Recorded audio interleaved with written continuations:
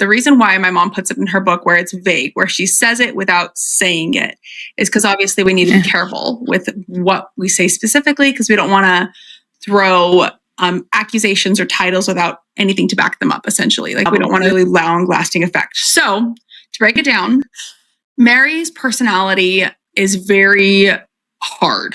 She's a very aggressive person. The shocking revelation that changes everything we thought we knew. For years, viewers of the hit reality show Sister Wives have watched the Brown family navigate the complexities of plural marriage, but what cameras never captured was far more disturbing than anyone imagined. Behind the carefully edited scenes and family gatherings lurked a pattern of behavior so troubling that even now, adult children struggle to speak about it openly. The confession that broke the silence. In a raw, unfiltered interview that's sending shockwaves through the Sister Wives community, Mykelti Brown Padron finally broke her silence about the childhood trauma that shaped her relationship with one of her mothers. Her words weren't filled with anger or revenge, but with the measured caution of someone who knows the weight of truth. The reason why my mom puts it in her book where it's vague, where she says it without saying it, is because obviously we need to be careful with what we say specifically, Mykelti explained, her voice carrying the burden of years of suppressed memories. We don't want to throw around accusations or titles without anything to back them up. We don't want to throw around words that could have a really long-lasting effect. But then, she did something remarkable. She backed them up. The mother who ruled with an iron fist. When Mykelti describes Mary Brown's parenting style, she doesn't mince words. This wasn't about strict discipline or high standards. This was about control, fear, and emotional manipulation that left scars still visible decades later. Mary's personality is very hard, Mykelti reveals. She's very aggressive. Not physically, but like go in, get it done. Doesn't matter your age, doesn't matter your capabilities, doesn't matter when she asks. You go in, you get it done. Imagine being a child in that household. A child whose age didn't matter, whose limitations didn't matter, whose needs didn't matter. The rules were simple and terrifying: comply perfectly or face consequences. The impossible standards and inevitable punishment. What makes Mykelti's account particularly chilling is the catch-22 situation these children face daily. There was no way to win, no path to approval, no possibility of getting it right. If you complain, you get in big trouble. If you don't do it exactly to her specifications, you get in big trouble. If you have questions about how to do it better, you get in trouble. If you didn't do it in a timely manner, you get in trouble. Read that again. Ask questions. Trouble. Don't ask questions and get it wrong. Trouble. Work too slowly. Trouble. Complain about impossible tasks. Trouble. This wasn't parenting. This was a system designed to ensure failure, to guarantee that children would always be in the wrong, always be guilty, always be less than. The singling out. Why Mykelti became the target. Perhaps the most heartbreaking revelation is Mykelti's admission that she bore the brunt of this treatment more than her siblings.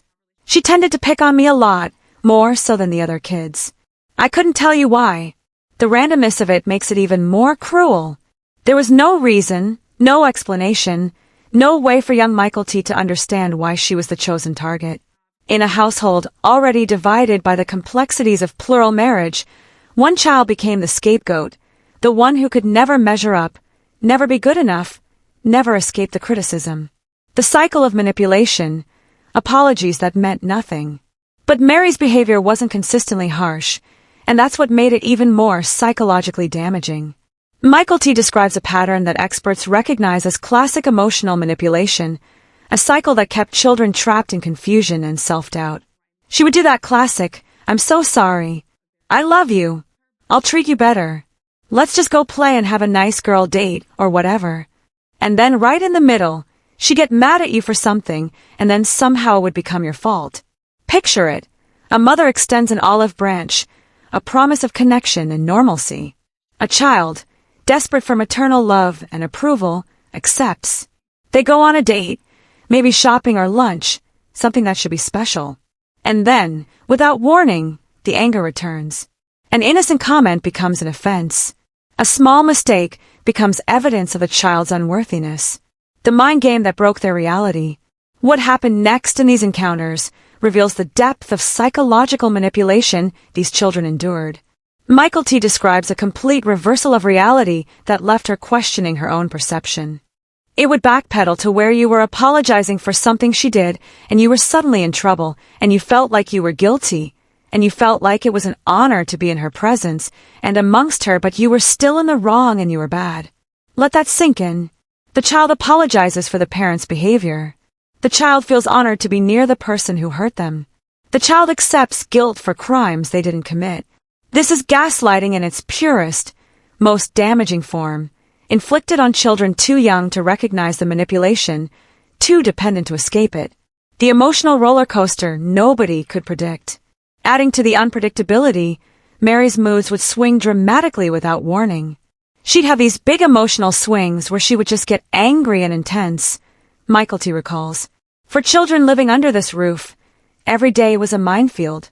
They couldn't predict when the explosions would come, couldn't prepare for the shifts in mood, couldn't protect themselves from the fallout.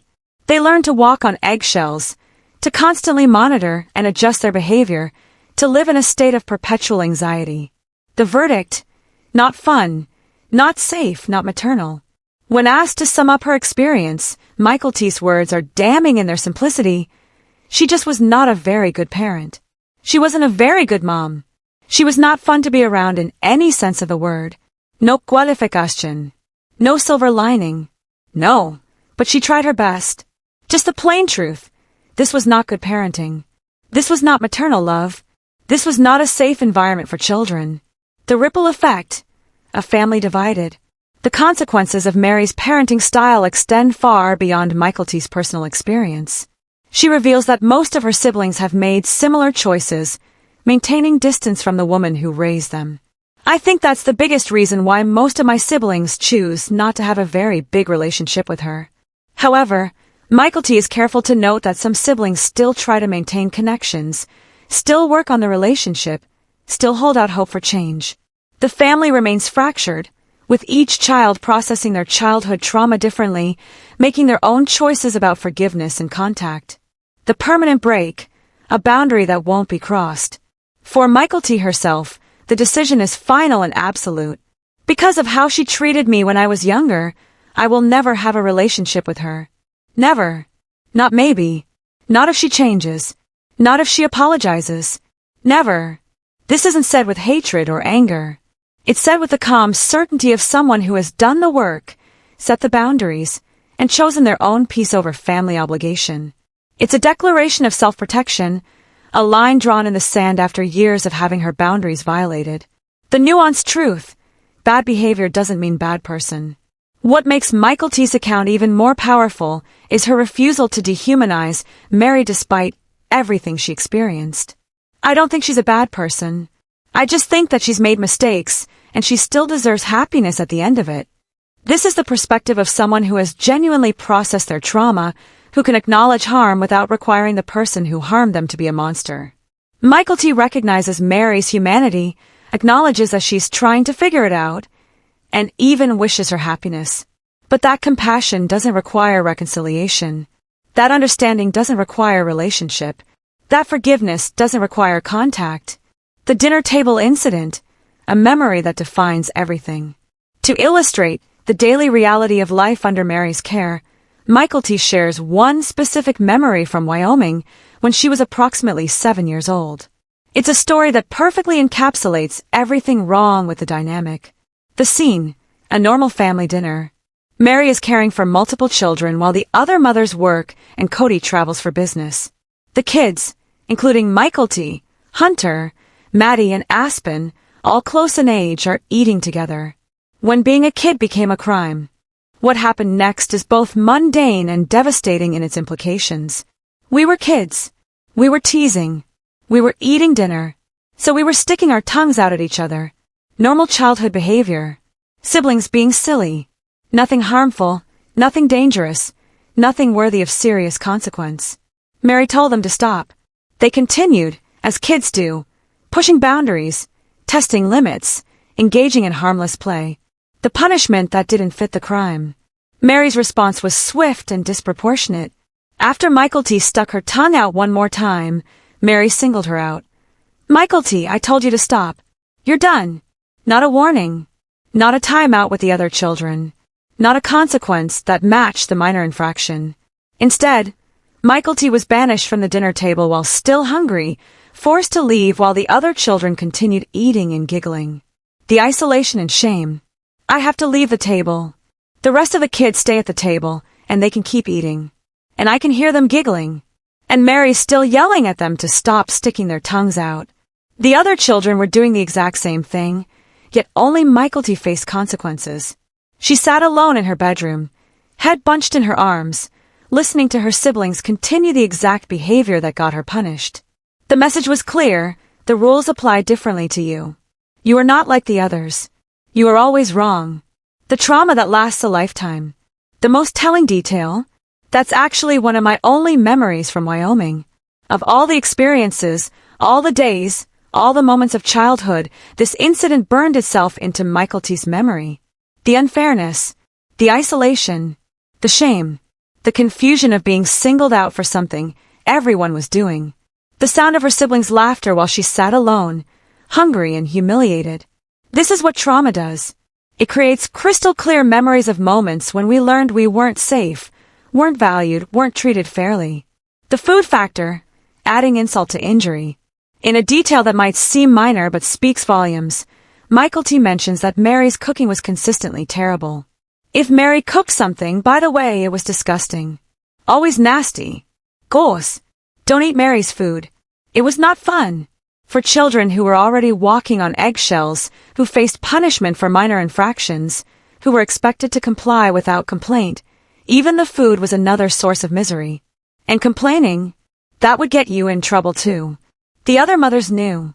What makes this situation even more troubling is the context Mykelti provides. Christine was working night shifts at a museum. Janelle was working late. Kody was traveling for business. Mary had all the kids. Where were the other mothers? Did they know? Did they suspect? Why was Mary left alone with all the children if this was her parenting style? These questions haunt the narrative, suggesting a system that failed to protect vulnerable children. The vague references, what Christine knew but couldn't say. Mykelti references her mother Christine's book, where these issues are addressed vaguely, hinted at without explicit details. This calculated caution speaks to the legal and social ramifications of speaking openly about abuse within high-profile families. Christine knew. Christine documented it, even if carefully, and Christine raised Mykelti with the understanding that speaking truth requires evidence, that accusations have consequences, that some words, once spoken, cannot be taken back. Why the truth matters now. This isn't just reality TV gossip or family drama.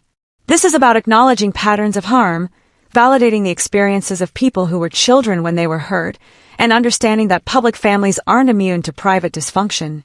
For viewers who watched Sister Wives and saw a quirky but functional plural family, this revelation demands a recalculation. What else didn't the cameras show? What other pain was hidden behind the carefully managed public image? The broader implications for plural families. Mykelti's story also raises questions about the structure of plural marriage itself. When one wife is responsible for all the children, when the other wives are working or unavailable, when oversight is minimal, what protections exist for vulnerable kids?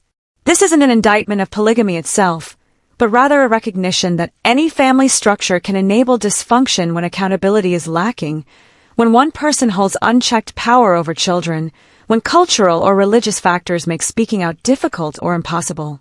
The courage to speak. What Mykelti has done by sharing her story is remarkable. She hasn't gone on a vengeful tirade. She hasn't claimed victimhood as an identity. She hasn't demanded public apologies or family reconciliation. She simply told the truth, clearly and calmly, with evidence and specificity. She set her boundaries while acknowledging complexity. She's claimed her right to peace without requiring others to share her perspective. The response we owe these survivors. For those of us watching, listening, and reading these revelations, our response matters. We can dismiss it as family drama or reality TV publicity. We can minimize it as strict parenting or cultural differences. Or we can believe survivors, acknowledge harm, and recognize that perfect compliance and control aren't the markers of good parenting. Children deserve better than fear. They deserve better than manipulation. They deserve better than impossible standards and inevitable punishment. They deserve to stick their tongues out at their siblings at the dinner table without being isolated, shamed, and traumatized. The final word, Mykelti's peace. In the end, Mykelti has found something more valuable than reconciliation, clarity. She knows what happened. She knows it wasn't her fault. She knows she deserves better. And she knows that maintaining distance isn't cruelty, it's self-preservation. I will never have a relationship with her. 7 words that represent years of processing, healing, and choosing herself. 7 words that set a boundary millions of survivors wish they had the strength to set. 7 words that say, my peace matters more than your comfort. This is her truth, and it's powerful. So hit that subscribe button for more sensational upcoming videos. Please share your thought about this video in a comment section.